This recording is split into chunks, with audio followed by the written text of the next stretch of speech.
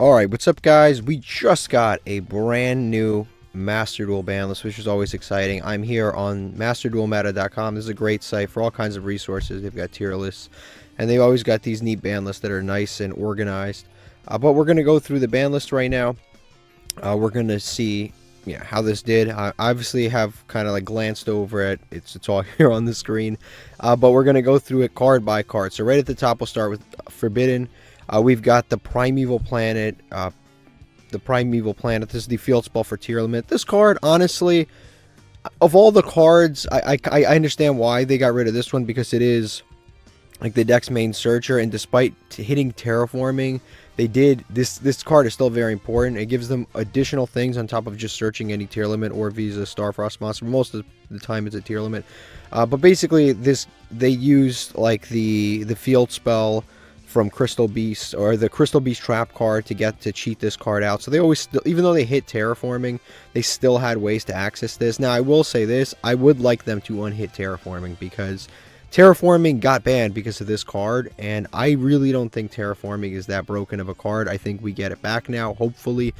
This is one of the things that I hate about ban lists, is when they want to ban an old card and don't want to ban a new card.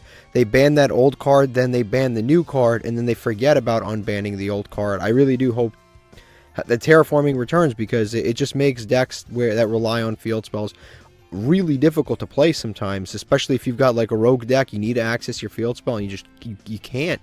Maybe they don't have a generic searcher, and it makes it very difficult to play that deck.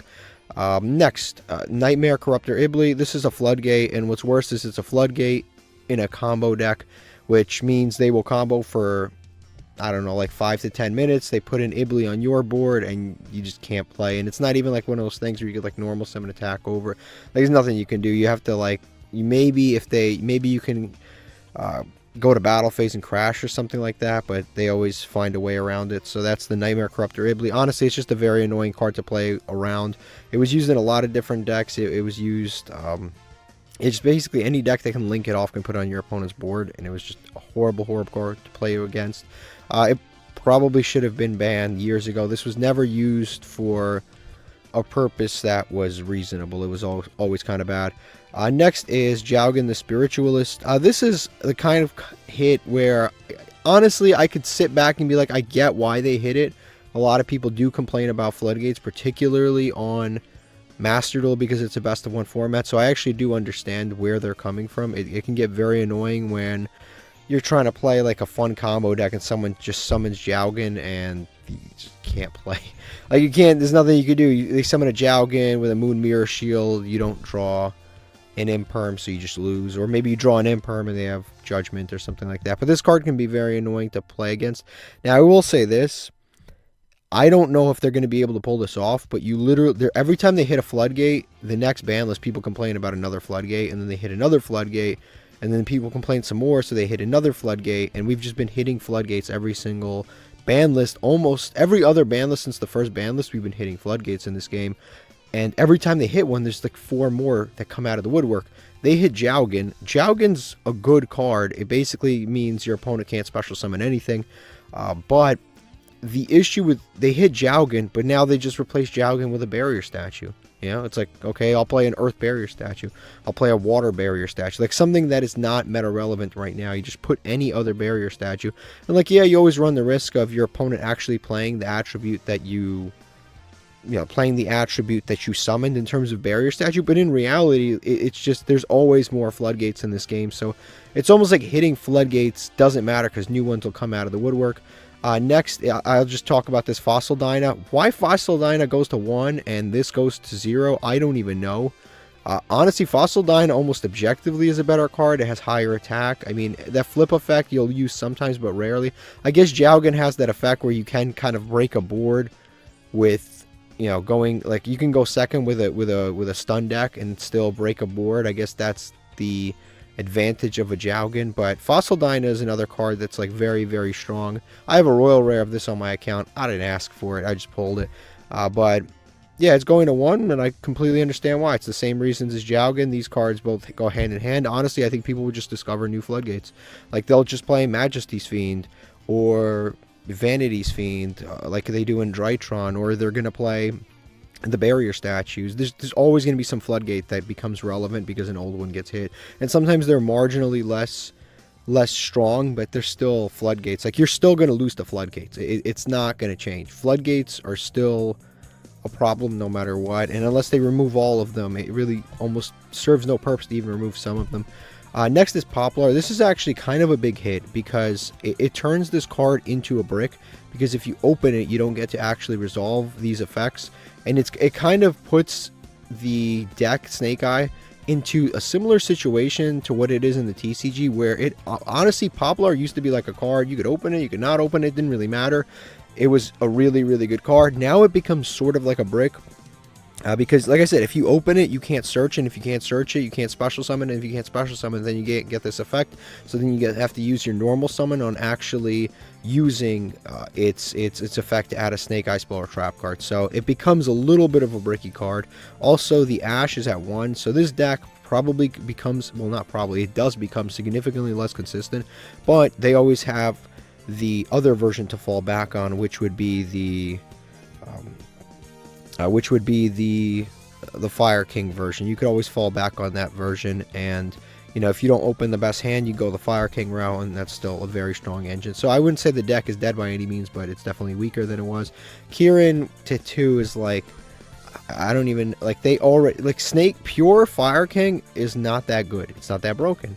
Pure Snake Eye used to be broken when everything was at 3, and then Snake Eye Fire King was broken when everything was at 3, but, like, the Fire King stuff isn't really that broken. Like, the issue with this deck is definitely the Snake Eye stuff. It is not it's not this stuff. It's not Kieran, and like, this is not the problem with the deck. So I guess if you have an extra one, you could decraft it and get some free gems. Next is Gold Sarcophagus. Why was this even at 2? Why was this even at 1? I mean, what's cool is, I guess, maybe they're going to have a future pack coming out where they need to push something. Maybe they have Ritual Beast coming out next or something like that. But in that case, I can understand why they're putting this. This card should really be at 3. I think the reason it went to 2 is because of, like, some Necro Valley nonsense that used to be able to be done. If I think back, actually, I think the card that originally got this put on the list was, like, Thunder Dragons in 2017. I believe that's what got this put on the list, like, way, way back originally. But this card I think, can go to 3. It's not that big of a deal. It's definitely not as broken as, like, a Foolish Burial or something like that, just because banishing a monster, yes, there are a lot of decks that benefit from it, but I don't think there's nearly as many decks that benefit from a card being banished as a card being sent from deck to graveyard. So I think it could probably come back. Phantom of Yubel, this is a weird hit because most people play like 2 of this. Yeah, most people play 2, unless you're making it, if you're putting it at 1, you kill a little bit of the consistency in the deck. But putting it to 2 is like, oh, maybe there were some people that were playing 3 copies of this, but a lot of people were already playing 2 because they were using most of the extra deck for either generic stuff or like the Unchained package, and yeah, just generic like Link 2s, and then other fusions for the other fusion for Yubel. This was a 2 to 3 of. Now I guess it's guaranteed 2 of. I don't think this was a huge hit. These hits are a bit annoying. These are the package, the Phantom Beast package.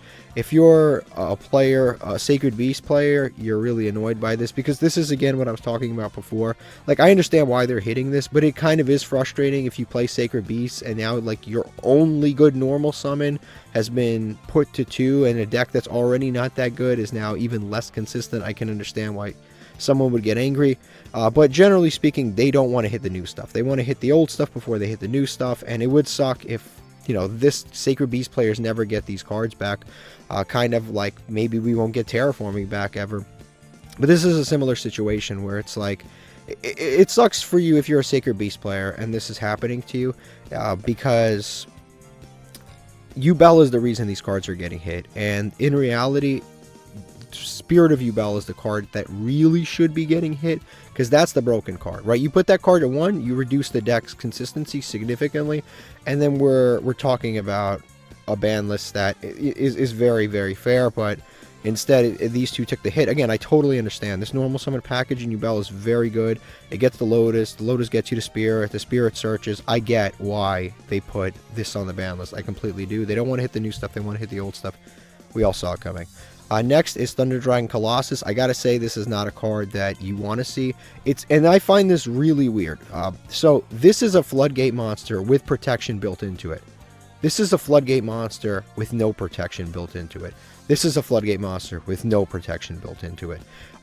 These two usually cannot be summoned in combo decks. Now, there are some combo decks that can cheat them out, like the Pendulum deck. Valence can actually cheat out Fossil Dyna, and then various like spellcaster decks can cheat this out sometimes, but they're very obscure. This card can be cheated out in so many decks, it's outrageous. And to bring 3 of them back on the same ban list where you hit Floodgates, again, it just doesn't make sense to me. How do you bring back one of the most oppressive Floodgate monsters of all time to 3 and it's from the extra deck, you got to keep that in mind, and it's generic because of the Nemesis package. One of the most oppressive Floodgates of all time, it's at 3. Meanwhile, you've got these 2 getting banned. It's like mind-numbing. It almost doesn't make sense. It's like completely contradictory. How do they get away with doing this? It really is. It's like crazy. You hit these 2, but you unlimit him? He's also a Floodgate. Arguably better, because you could just imperm this. But if you've got 3 of these, you're not imperming 3 Thunder Dragon Colossus.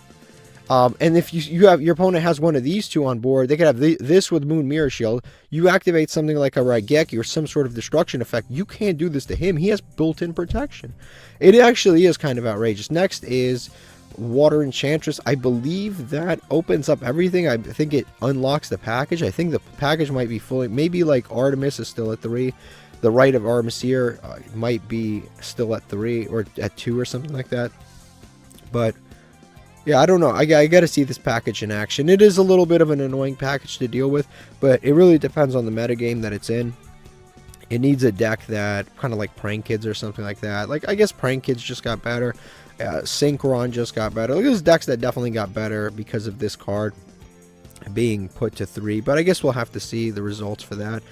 Change of Heart is, I don't think that's a big deal. We've already got Mind Control, we've got Snatched Eagle. I think more and more of those, like going second, take your opponent's card, Brain Control, although Brain Control is nerfed now, but more of those cards are going to start coming off the ban list. I don't think this is going to have a major impact, to be honest with you. Like, yeah, going second decks enjoy this, but going second in Master Duel is just a horrifying experience. Your opponent goes full combo, and then they activate Max C on top of that, and you're just like, okay, Change of Heart. It's not enough. Next is Eradicator. Eradicator is a busted card, whether it's 1 or 3. Truthfully, the only deck that uses Labyrinth, and Labyrinth mills. Usually, Labyrinth will mill this, and then they will activate. Transaction Rollback Copy, and then pick Spell or Trap and destroy everything. They basically use that out of the graveyard anyway.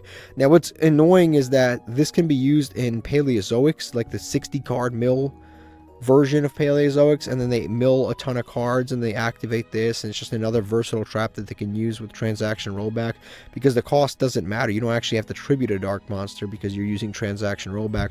So this is just going to be even more annoying in the Paleozoic deck. Also, one thing that I just realized now that I'm looking at the entire list, they didn't address that FTK at all. And if you know what I'm talking about, it's the FTK that uses Nightmare Archfiend and all of the Paleozoic cards, and then it just FTKs you, and there's very little interaction that you can even do, because it's like an activated effect in the graveyard before you have any opportunity to put any cards into play yet. That they didn't hit at all, which I thought was weird. Chaos Space is, honestly, I'm cool with this. I like Chaos Space. I thought, as good of a card as this is, I think Dragons just right at this point aren't really doing much, so it's nice to give them something back every once in a while. They've slipped kind of so out of the meta, they're almost like tier 3 at this point. So I think Chaos Space is completely fine with this. Chaos Space was probably brought back, but Chaos Space plus Thunder Dragon Colossus, and then you can play it in Thunder Dragons. I think that's a wicked combination, honestly. But Thunder Dragon Colossus is like I said, I think it's a weird one. They hit Floodgates while bringing one of the most outrageous ones back. So this is the entire ban list. I thought at 1 this card was fair, because it's like, okay, I drew my Imperm, I can Imperm it, I activate effect to destroy it, they protect it, okay, so I can just do something else, or I can use another one or something like that, because you need to banish a Thunder. So you get at least one protection, but it's not unlimited. But I thought, yeah, this other than Thunder Dragon Colossus, I actually think overall this list is kind of good. I would like Terraforming back too, but overall I don't think it's the worst ban list in a row in the world. I like that there's a lot of cards on it because it usually shakes up the game when there's a lot of cards included. La la la la la la la la la la la la la.